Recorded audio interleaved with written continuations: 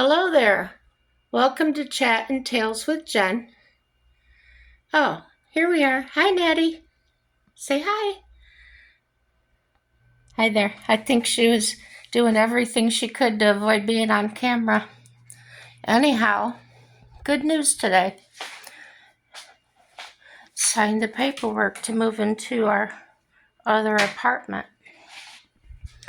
I'm looking for my walking cane right now, so I'll take you down there, show it to you before we move into it. It's a lot bigger. The one we're in now is a 1-bedroom. So here we go. I flipped the camera around so don't gotta stare at me. I'm walking down the hallway, you get a nice shot of the hallway. Yeah, that's what we'll do.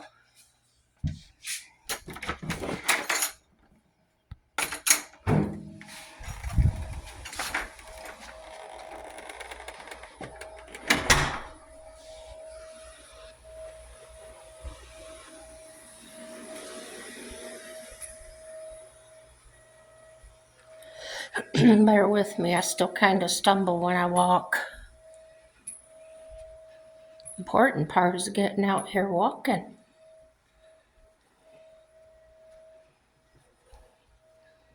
So just 2 doors down.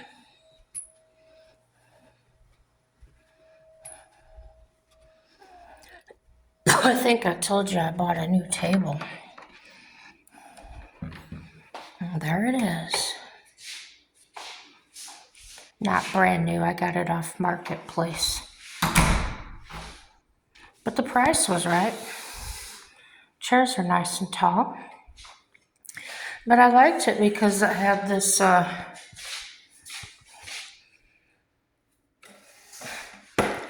door in there. I can put my tablecloths and whatnot in there. Okay, so here's the grand tour. We just walked in the door. That's the door.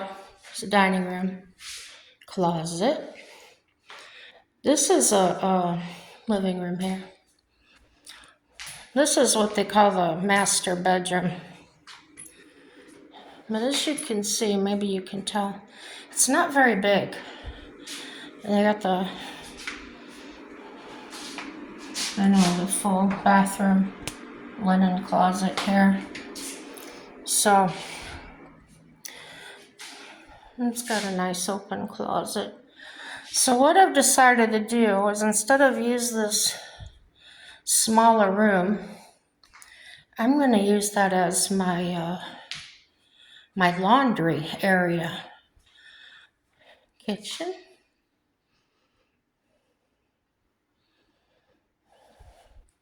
Now see, the apartment I'm in is that big. Just the 1 bedroom. Okay, so I'm going from that size to having all this. 2 extra bedrooms and another bathroom. So, if you can tell, this room is much larger. So, I decided to take this room for our main bedroom. And it's bright in here too. Not as big a closet, but it'll do. Going back out, this off the kitchen. And here's another bedroom it's not tiny, but it's smaller than the one I'm going to use.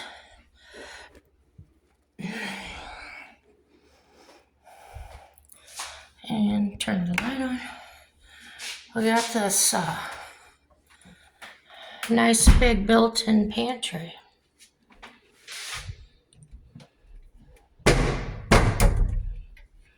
Look there. And I have a freestanding one I got for $20 off Marketplace. So then here's the other bathroom.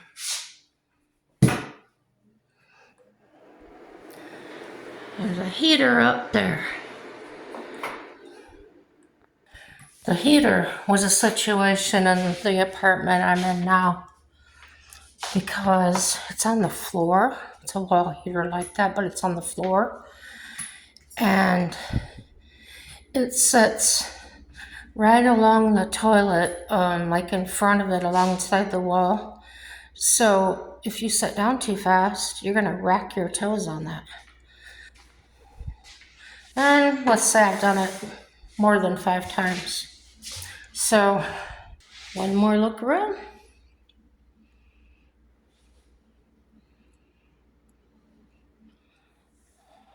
So after probably on my next video, you should see me moved into it.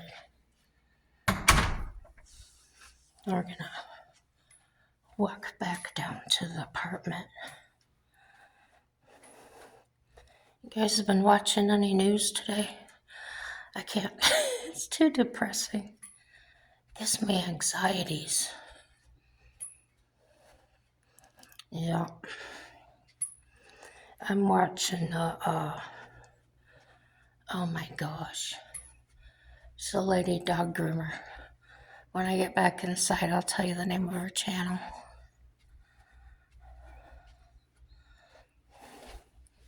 Look at, that's what I got on my door. I left it up there. And I'll put it on the other door too. It don't have to be 4th of July for me to have my red, white, and blue out. No. Walking back in. Hear me out of breath already, that's my heart. So yeah, I'm gonna hit, it's on a commercial right now. So skip ad in 2019-18. Keeping you up to 100% leak and odor free.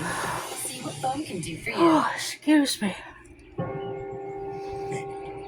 This brush is called the Flexit brush, and it is available on my website, wellwiththedogs.com.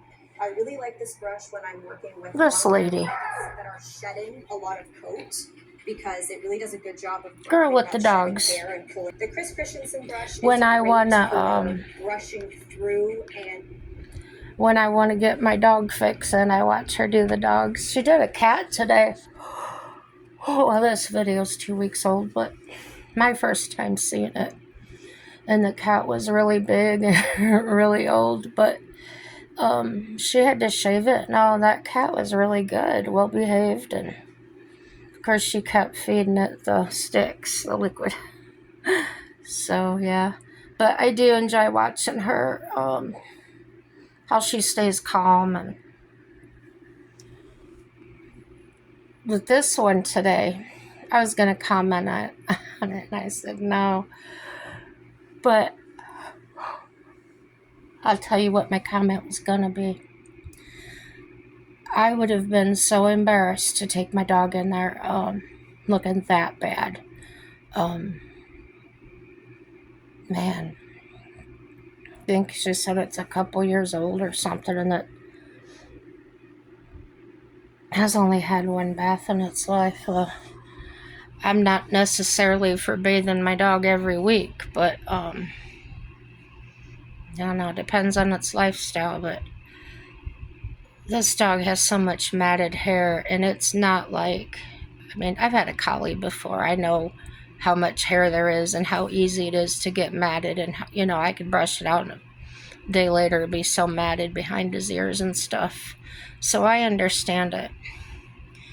But she's blowing this dog's fur out, and there's just way, it's like a whole nother dog there. So I'm not judgmental. I'm just saying how I would feel.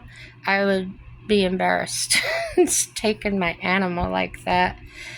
And from what I understand, she does them for free. She just relies on the YouTube patrons or whatever to help supplement her income so she can continue doing this, which I think is fantastic. Yeah, lots of good people out there doing good things, and the good people that are help and support her and that care for those animals. And I know one of the things that I used to get upset about when not so much that people don't know, like if they have an animal and they don't know how to care for it, they don't know how to train it, but they brought it to me for training or whatever. I'm not judgmental. What becomes a problem is if somebody's done something or attempted something without knowing anything, and they've given the animal bad habits, or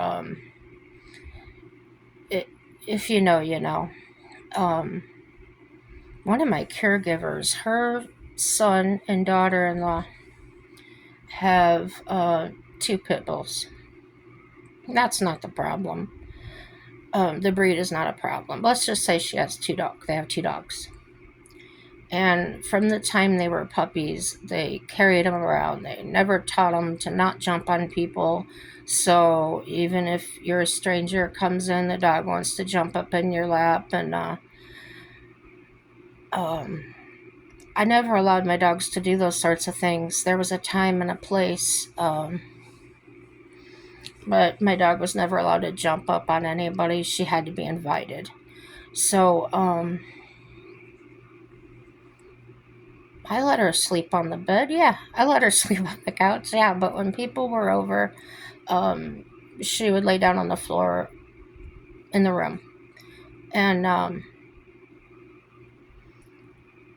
I don't expect everybody's animal to act perfect. I really don't. Dogs are going to do what they do. So probably the best advice would be is to, if you don't train them anything else, train them the recall. Recall means they understand no and they understand come here. Because there's my horse. I could walk him around anywhere with absolutely no halter or anything. I could be on his back and do it. I could be on the ground and do it.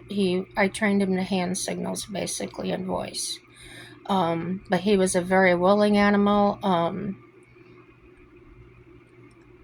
He was a different type of horse. Personality, yeah, different personalities. Some are more trainable than others. And some pick up on different things than others do. So don't get angry. Don't beat them if they don't want to do what you want. They're not mind readers either. And with the dog, I adopted my black lab from the pound years and years ago, and I was the 3rd family that she was being adopted to. And if I couldn't keep her and I had to bring her back, they were going to put her down. And I thought, well, does she bite? They said, no, she just tears up the house and stuff. Well, where I was working at, I was getting ready to go live and work at the campground. I would be with her all the time, so that wasn't a problem for me. And I could bring her to the office with me if I had to. And she had a running off habit, no recall whatsoever. She would just go. So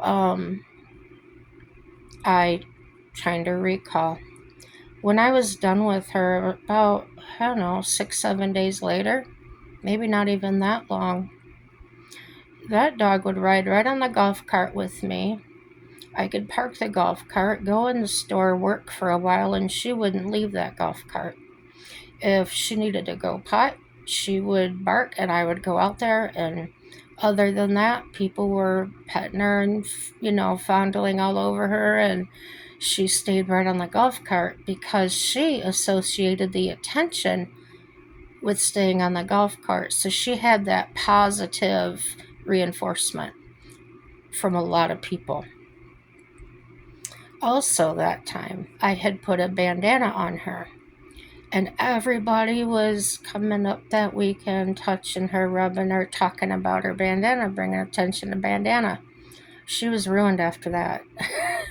She had to have a bandana on. She would stand when I was getting dressed. She would stand in front of me and stomp her front feet and go roar, roar, roar until I put that bandana on. And the rest of her life, if I put the thing in the washing machine, she'd stand right there and wait for it. So your animals are conditioned to what they're exposed to. I wouldn't advise getting an animal that's been abused necessarily around young children. Um, High anxiety dogs that are afraid of things, are, in my experience, most likely to nip or bite somebody. Um, Not due to any fault of their own. They've just got they've got a problem, and it's not a problem that can necessarily be trained out of them.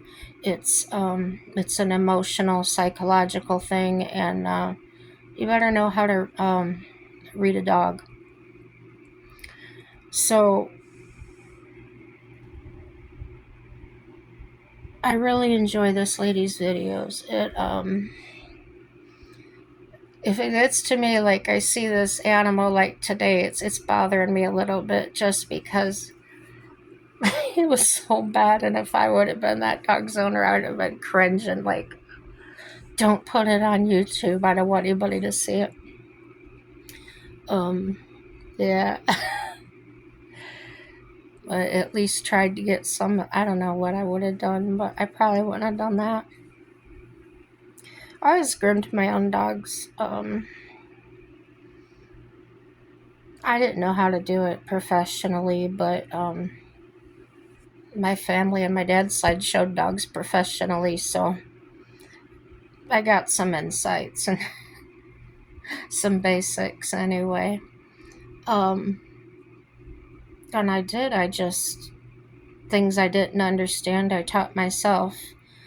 Same with learning how to trim horses' feet. My dad used to say, if you really want to do something bad enough, you'll figure it out. And I had learned the basics.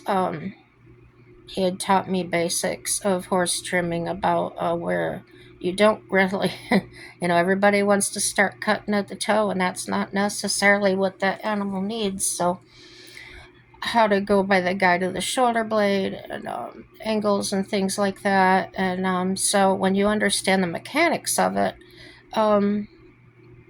you can apply what you know, and don't go hog wild with it. But I would just do a little bit at a time and see where I was at, until you get to the point that, you know what, I got this.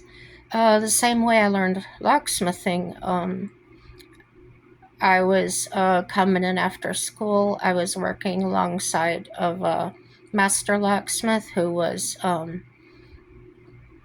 teaching my mother how to be a locksmith. And I picked up what I could, and then I continued working other jobs as I was. I had no need, want, or desire to become a locksmith until I saw, going on calls with my mom and stuff. This was way after that man had gone out of business. She opened her own shop, and I was running calls with her and stuff. And I just got hooked on different jobs. It was like something different all the time. It was nothing like I had ever known, as far as working retail all the time, or working in the food industry, or you had to study all the time. You had to be up on things, almost not to the degree, it's just something to compare it to, but like a doctor or a vet would have to stay up on the newest procedures and things, right? And you had to read, and you had to check the license. Some states you have to be licensed, some states you don't, some states you got to be bonded, some you don't. And it's so easy to start a business. You just send into your state, get a state ID number, tax number, and put your business name on it, and you're ready to go. For the most part. Did I need startup money? No. My paycheck was enough from the place I was working at. And I didn't go buy a bunch of stuff. Absolutely not. I borrowed what I could from my mother, which, I don't know what business you want to start, but I'll give you what I did. I I never would know exactly what I'm going to need until the job came up. So if I needed a specialized tool, usually an expensive one, I would borrow it. And how often did I use it? Would it pay for itself? And or would it be worth just renting it for a little while from a locksmith? Pay them a little fee. Um, Machines and things are upwards of $1,000, and that's not some kind of money I would have at my fingertips. I didn't go buy a van. Of course, I needed a van. I needed a truck, something like that to work with. But I had a car, a little 4-door car, and I worked out of the trunk. What did I do when it rained? I sat in the front, and it wasn't easy. When I did foreclosures, of course, they were empty. I could take the stuff inside and do the locks inside the house. When it was daylight, guess what? At nighttime, there's no electricity on. You're going to get in the dark. So, did I go buy expensive lights? No. I just had my little mag light, and a medium one. And so from there, I kept going. I didn't go invest in a bunch of hardware. Why would I? You don't just have the stuff sitting around. That's money sitting there. If I had a job come up, and which I usually did, I would keep 2, 3, 4 lock sets sitting around. And no, they weren't fancy. They weren't designer. They were just a regular key and knob handset. The least expensive I could get, I was just putting them on foreclosures. Now, some people buying them or whatever, they're going to put their own on there anyway. So what I would do is I would pull up there. I would just put the one on there that I had keyed up to the company's code that I was keying it up to. And I would take the, I would get lock boxes. I should say this part too, but I'll get to that. So I'd take the old hardware, put the new one on, and then I would just change them out that way. So then I wasn't at the job a long time. I would just go switch the locks out and leave. So I could do several of those a day, and I did. That was when the economy got bad back in the early 2000s. I was getting several foreclosures a month. It was awful for them, but it kept me going. So then lock boxes, those are the ones that hang on the doors with the keys in them. And realtors and things didn't always have the numbers to those, so I would have to get them open. I taught myself how to do that. Taught myself how to learn the codes of what they were. Because I didn't have them, there was nobody there to tell me. I'd figure it out. And if you're the type of person that can think on your feet and figure things out, especially in that type of profession, there's nobody there to ask. You come up on a situation you've never been in before, or a problem you've never had before, you better have someone on speed dial. And it better be somebody in the same profession, because if you call a hardware store, they're not going to know what to tell you. They don't have a small clue. They can tell you about hardware, but they can't tell you, how do you get this lock apart? How do you do this, or how do you do that? So to have that technical information is important. The first time I had a real hard time on a job, I was literally out in the middle of nowhere. Probably the closest town to me was 40 miles away. I mean, this house was out in BFE. And I couldn't get the damn thing apart. And I didn't have anything on my truck that would fit that hole in that door. So I considered different things. I did have some hasp and padlock type deals. I thought, well, I could just put that on there. I could thought, and then you come up on another. I come up on another job at times where uh, police or somebody had busted the door in, and the door frames all broke out. And guess what? You're there to secure the house, and you can't just board it up because then you've got to pay for the board, and they're not going to reimburse you for it because that's not what you do. If they wanted it boarded up, they would have called that kind of company out to do that. See, so you got to be careful. Don't put your work off on somebody else because you're going to lose money. So I taught myself how to build a door frame out of a scrap of wood. So all I had to carry with me was my saw and my chisel so I could notch out for the door lash. And if you ever are interested in how to do that, I'll tell you. I figured it out and I got it down pat. It worked really well. You know, I loved it. I loved the challenges. I loved meeting different people. And there are times I sit and daydream and wish I was still doing it. But then reality kicks in and I know I can't anymore. But I always have those memories, and I know it's nice. It's nice. I can look back on my life if I'm laying there on my deathbed and say, I had a fabulous life with horses and owning my own business and owning my own house. And the house and the business were something I did on my own. And I got recognition for business Women in Business Award in my state and in my field. You don't apply to that. Somebody nominates you, and I don't know who did, but I'm glad they did. I do know the lady that mentioned me on Angie's List. She called me back to her house to do a job. The first house I had done for her, she had bought it, was an old house. She loved it. She was in the middle of remodeling it. Well, lightning struck a tree outside in her front yard and fell over and burned her house down. So she called me years later after I'd been there the first time, and she says, come see. She had a brand new house, so she wanted all the keys done right, all the locks the same.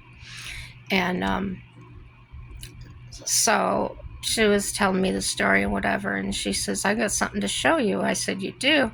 She took me to her computer room and showed me her, where she'd mentioned me on Angie's List probably a year before that or so. And she says, can I have some more cards? She goes, I give your cards out all the time. I tell them they don't want to call anybody else. So there's your reward. It's very rewarding. It feels better than money. To know that you made a difference for somebody. It really does. I really want to encourage you. If you're good at something, give it a try. Look and see how other people are doing it. Make yours unique to you and what works for you. I never did invest that big money. I invested in what I absolutely had to have. And anything else I was able to recycle, and meaning I was able to use it over and over. And that also kept my overhead down. I didn't have a storefront. I worked out of my van. And that's another thing, especially if you're in security, you don't want to letter up your vehicle. You really don't. It's good advertising, but it also is a big billboard saying, look at here, I've got tools in here. So be aware. Think past yourself. Think past of what you want to do. I'm going to make it this way, or I'm going to make it that way. Don't get an idea in your head and run with it necessarily. Check all that out. Keep checking that evidence of, well, There's probably other people that have tried that and it didn't work, or it did work. Research it, find out.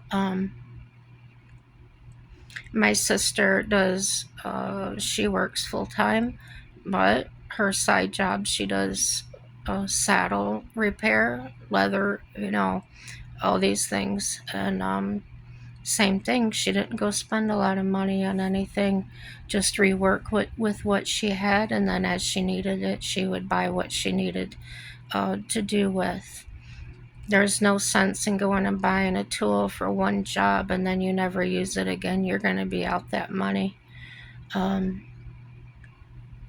you'll find out. You'll find out what you use the most. I had a big key machine, and I had an inverter in my van.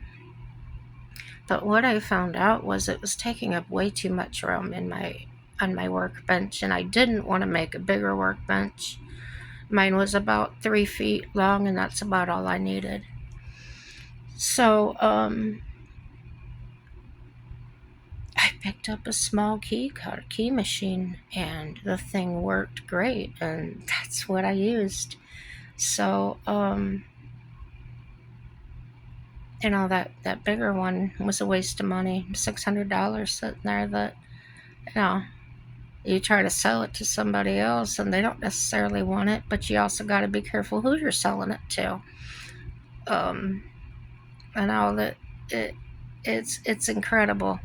And I'm sure there's a lot of businesses out there too, or people out there doing things. If you want to wash somebody's car or something, make sure you got insurance. You got a PYA, protect your ass, because people will sue you. I personally never got sued, but I know some that did, accused of things. Keep your camera rolling the whole time you're doing stuff. Don't let your camera shut off. Luckily, I didn't have to do that kind of thing. I didn't have trouble like that.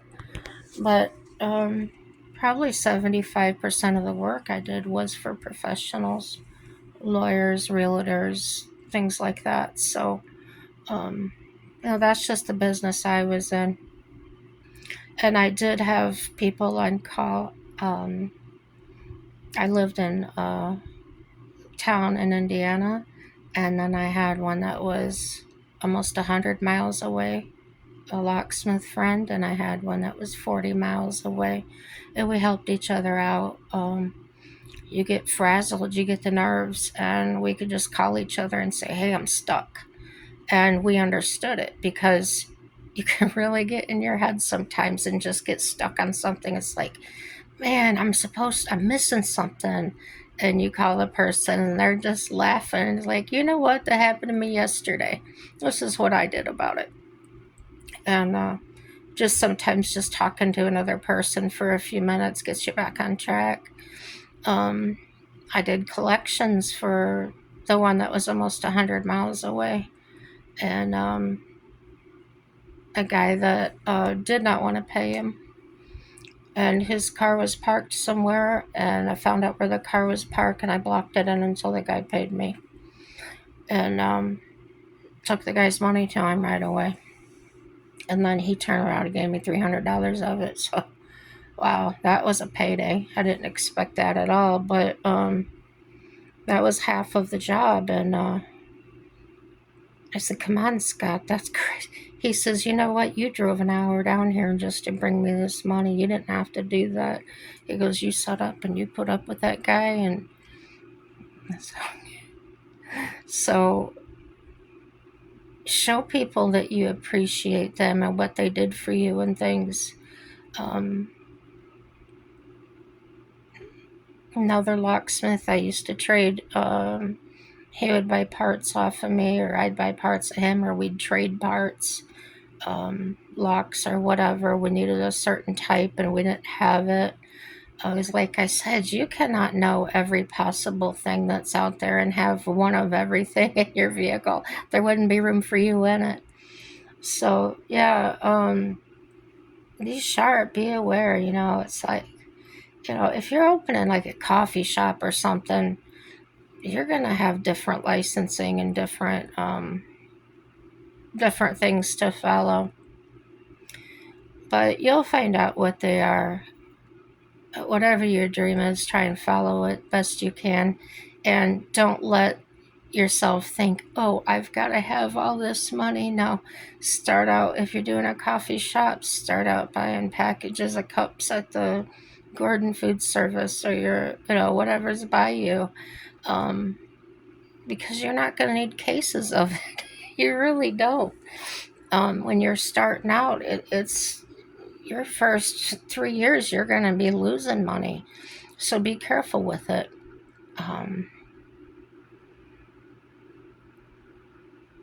Yeah. I think that's pretty much the best advice I can give you. Use as much stuff as you have already. Don't go buy things. Now, there are some things you're going to have to spend money in. If you're doing a coffee shop, you're going to have to buy those expensive machines or whatnot, right? I don't know anything about it. But no matter what, everything's going to be okay, guys. Have a happy day. Bye-bye.